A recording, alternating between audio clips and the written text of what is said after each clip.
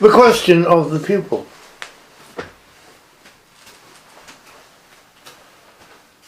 How are we to begin to understand this book, The Tales of Beelzebub to his grandson, by George Ivanovich Gurdjieff? How can we begin to even understand this complex text?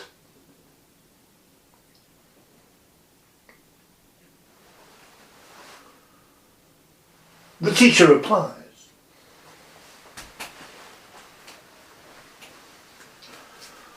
I have already suggested that Gurdjieff writes the following paragraph.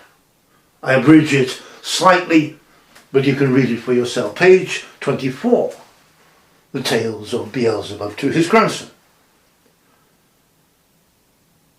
He writes, I wish to bring to the knowledge of what is called your pure waking consciousness, and this is in inverted commas, and we shall see later that there is a certain irony in this expression.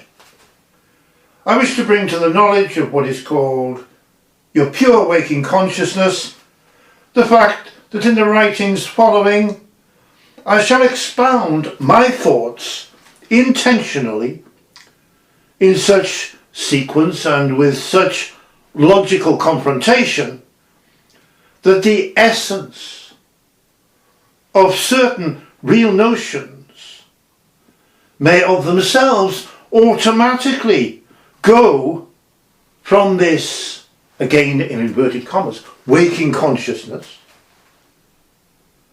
into what you call the subconscious, which ought to be the real human consciousness.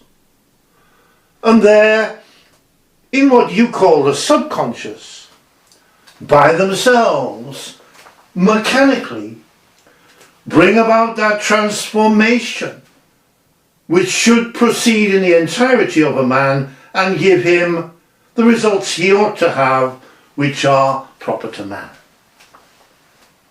So this is the paragraph we start with. It's worthwhile copying this out and starting to underline the most obvious aspects of Gurdjieff's teaching that we can deduce from this paragraph. Now the first one, Gurdjieff himself explains immediately. He says, I decided to do this so that this initial chapter of mine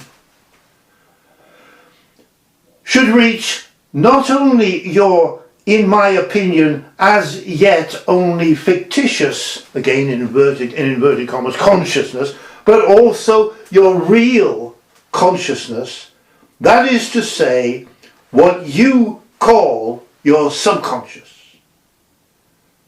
And he goes on to say, next paragraph, in the entirety of every man, there are formed two independent consciousnesses, which in their functioning as well as in their manifestations have almost nothing in common.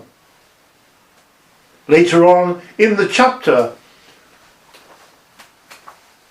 called Hypnosis, Beelzebub says, it is the tales of Beelzebub, Beelzebub says that these two consciousnesses have absolutely nothing in common. So we can write down the first 2 points of Gurdjieff's teaching. This is the beginning of what Gurdjieff is writing about. The first point, we have two consciousnesses having nothing in common. Now the term consciousnesses implies in this conscious minds. We shall see this from the text later on. So we have two conscious minds, two consciousnesses having nothing in common. So that's the first definite truth that we can express coming from Gurdjieff's teaching. This is Gurdjieff's teaching. The second point,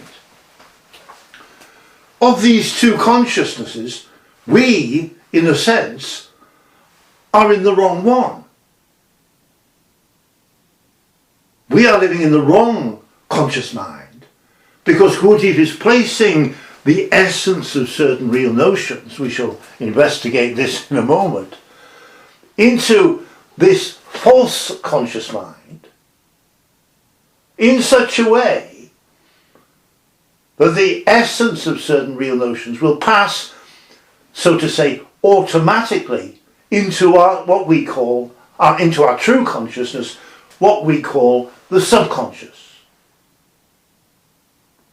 So our true conscious mind is what we call, I stress this here, you'll see in a moment why, the subconscious. So we have two conscious minds, that's the first point. The second point, we are living in the wrong one. A conscious mind that we call consciousness, but we should be living in our true conscious mind, as Gurdjieff says, which we call the subconscious.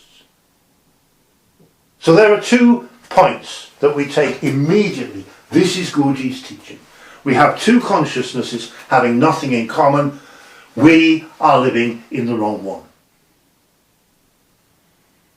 Now here I can break away as an aside, going back to the idea that we have, that there are 2 teachings, because there is not a single statement anywhere in the tradition, in the Gurdjieff tradition, coming from, I say, Ouspensky, there's not a single statement. Go through all the books about Gurdjieff, Gurdjieff's life, what Gurdjieff was supposedly teaching, that are or form a part of this tradition. There's not a single statement to say that we have 2 consciousnesses having nothing in common and that this is what Gurdjieff was teaching.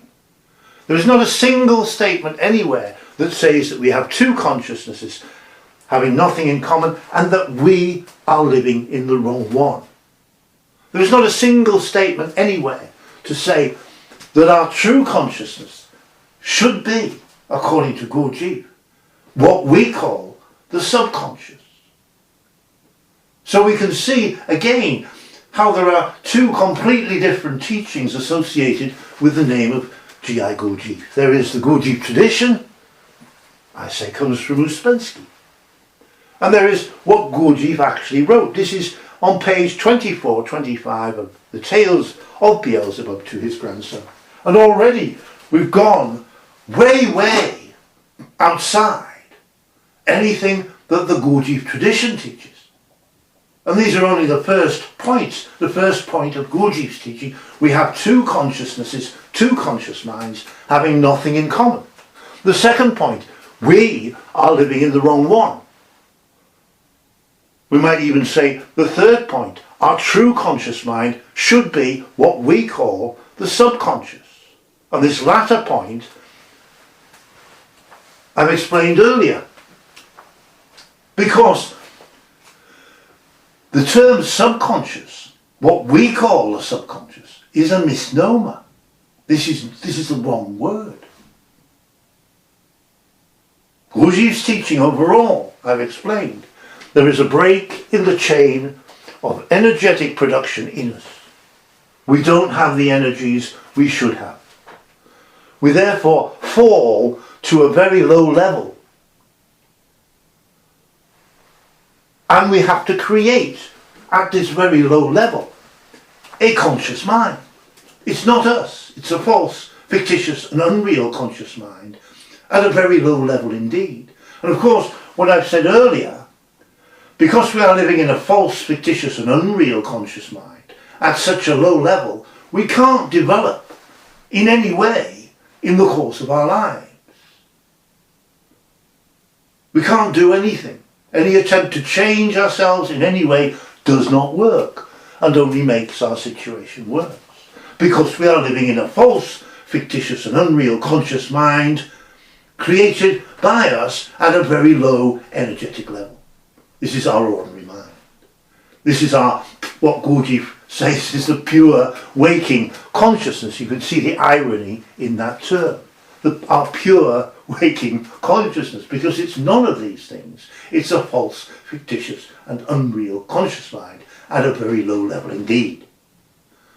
So what Gurdjieff is saying is that a transformation is necessary. We need to raise the energetic level of the whole organism so that our true conscious mind predominates in us. This is the transformation he's talking about.